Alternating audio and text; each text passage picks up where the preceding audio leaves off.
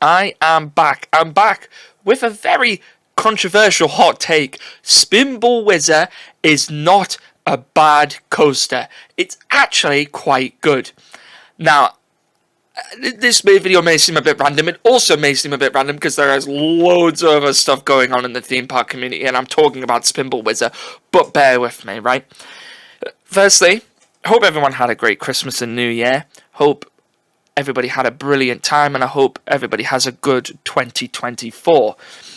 Also, gonna apologise for being gone for a while. I was away for Christmas and New Year myself, visiting family, and I wasn't able to make any videos, so that's why I've been gone for a while. But I am back making videos, back strong, talking about Spinball Whizzer, the coaster which has gone through a lot of changes in its life, and is a controversial one when talking about coasters at Alton Towers. And I think it's for me, I really enjoy Spinball Whizzer. I have nothing against it. I think obviously things could be done a lot better. There are things that could be vastly improved, but for what it provides and you know what it gives to the park, it's a good coaster. And I think, I mean, let's talk about, you know, what the kind of the bit of the history of Spinball Whizzer. The coaster opened in 2004, and the reason why I'm talking about it now is because 2024 is 20 years of Spinball Whizzer this year. 20 years of Spinball Whizzer spinning and whizzing, as they say. But yes, so that's why I'm talking about it, because 20 years old, and it's a bit of a big milestone, and you know, it's been given thrills since 2004, and it's still a popular coaster at Alton Towers. It really is. You know, it gets queues on you know, normal days, 50, 60 minutes, and I know necessarily the throughput's on good, but that just shows that the coaster is still popular and people still want to ride it. And when it was closed for the majority of the start of this season because it was having its new system put in, people were going, oh, where's Spinball Whizzer? We want Spinball Whizzer back. So it is a popular coaster. People still want this coaster. You know, but it's, you know, it opened in 2004. It was in the Adventureland area, which the Adventureland area became smaller and smaller. It used to be alongside the Beastie, next to it. And, you know, it was a nice little area that it used to be in. And then the Beastie left the park, and then Spinball Whizzer turned into Sonic Spinball. We had Sonic the Hedgehog there. We had all of this Sonic branding going on. And yeah, it was, you know, it was still the same ride experience. There was just a little bit more theming to it. Nothing really crazy.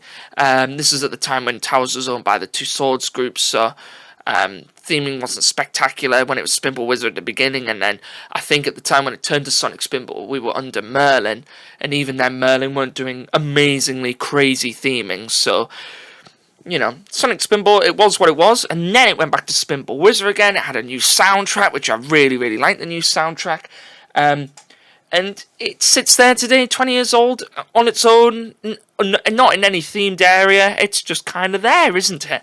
And I think that's what a lot of people say about Spinball Whizzer. It's just kind of there.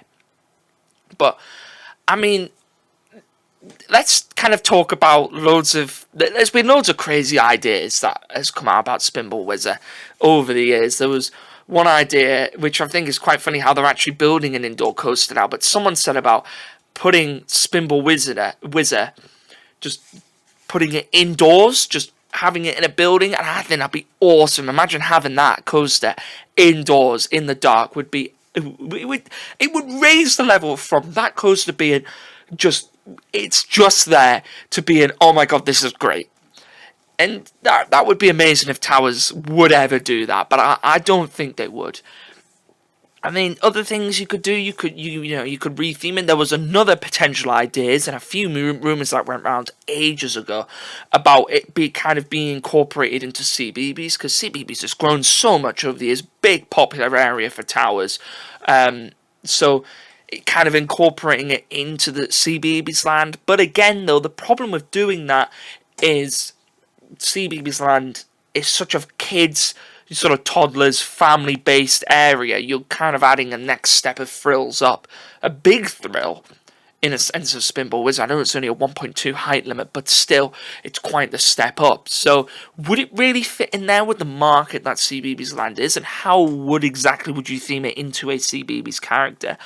I'm not sure, but I really, I really like Spinball Whizzer. I don't, you know, I wouldn't like to see it go. I think it would be a shame if it left the park, because it's a really good filler attraction. It's a good step up from your smaller coasters to your sort of family thrills. It's kind of that stepping stone coaster, and it is just a lot of fun. You come off Spinball Whizzer, you're smiling, you're laughing. It is just a really fun experience, and I think that's kind of what you have to put it down to. It's just a lot of fun, and yeah, for a capacity point of view, it's not great. And I think maybe if once Towers, moves on and on and on, and it gets bigger and it gets more popular, and this supposed turning it into a 365 park, which that's for another video of that potentially happening at some point, it would maybe be sort of on the chopping block of would it stay, would it not. But I'd love to see Spinball Whizzer stay. Maybe keep it Spinball Whizzer, just add a bunch more sort of theming to it with the pinballs and kind of make it into its own area. Maybe see if you can add another attraction in there potentially if you could, but I don't think there's a lot of space unless they knock down that events building behind where Daz Games was and kind of expand the area in there. You could potentially have a flat ride in there or something to kind of incorporate into the area and make it into some form of an area again. But I don't know. I think Spinball Whizzer receives a lot of unnecessary hate when it doesn't need to. I think it receives a lot of unnecessary hate because it is just there. And I think what people want to see is Wicker Man standards or new Nemesis standards, which I think they are the standards now.